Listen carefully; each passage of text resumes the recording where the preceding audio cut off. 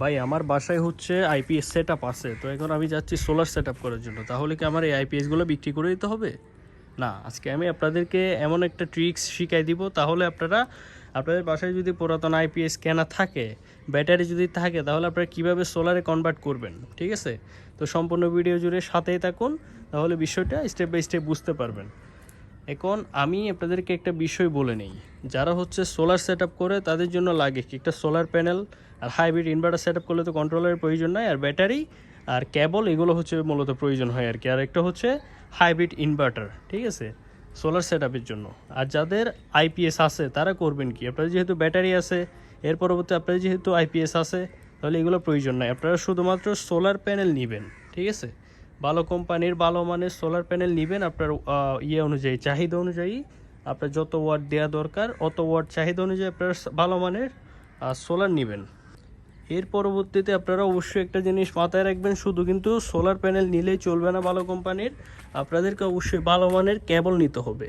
তাহলে আপনারা করবেন কি, এখান থেকে মানে সোলার প্যানেল থেকে যে তারগুলো বের হবে, এই তারের সাথে আপনারা একটা তার বের করে একটা কন্ট্রোলার মানে একটা কন্ট্রোলার কিনবেন, সেটা হইতে পারে এমপিপিটি অথবা পিডাব্লিউএম চার্জ কন্ট্রোলার, ঠিক আছে?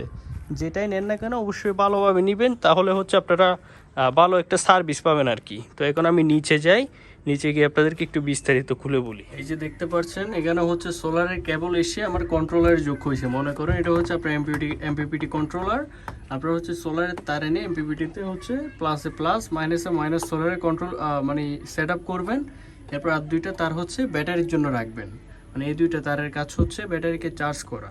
তাহলে হচ্ছে বিষয়টা হবে কি, সোলার প্যানেল থেকে তারের মাধ্যমে হচ্ছে আপনার কন্ট্রোলারে চার্জগুলো আসবে, আসার পরে কন্ট্রোলার এটাকে বাইপাস করে আপনার ব্যাটারিতে চার্জ দিবে, ঠিক আছে? মানে ব্যাটারি ফুল চার্জ, ব্যাটারি থেকে আপনি সোলার ইনভার্টারের মতো আইপিএস দিয়ে ব্যাকআপ নেবেন, ঠিক আছে? এখন আমি আপনাদেরকে ভিতরে নিয়ে যাই দেখাই। এই যে এখানে আপনারা দেখতে পাচ্ছেন, মনে করেন হচ্ছে এখানে এটা হচ্ছে আমার কন্ট্রোলার থেকে আসা প্লাস, এটা হচ্ছে আমার মাইনাস, এটা হচ্ছে আপনার ব্যাটারি, আর এটা হচ্ছে আপনার আইপিএস, ঠিক আছে?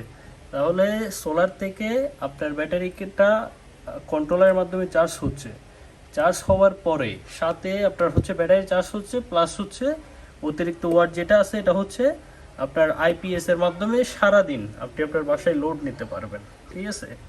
এই হচ্ছে গিয়ে ভিডিও। আপনারা বুঝতে পারছেন, যাদের পুরাতন বাসায় হচ্ছে আইপিএস আছে, সেট আপ করে আগে থাকতে আছে, তারা সোলারে কনভার্ট করতে চাচ্ছেন, তাহলে কিভাবে করবেন সম্পূর্ণ ভিডিওতে আমি স্টেপ বাই স্টেপ দেখাই দিছি। অবশ্যই ভিডিওটি ভালো করে দেখবেন মনোযোগ দিয়ে, তাহলে বিষয়টা সুন্দরভাবে বুঝতে পারবেন। তো ভিডিওটি কেমন হলো অবশ্যই কমেন্ট করে জানাবেন। আর এরকম নিত্য নতুন ভিডিও পেতে আমার পেজটি ফলো করে পাশেই থাকবেন। আর ভিডিওতে যদি কোনো কিছু ভুল বলে থাকি অবশ্যই কমেন্টে জানাবেন। আসসালামু আলাইকুম।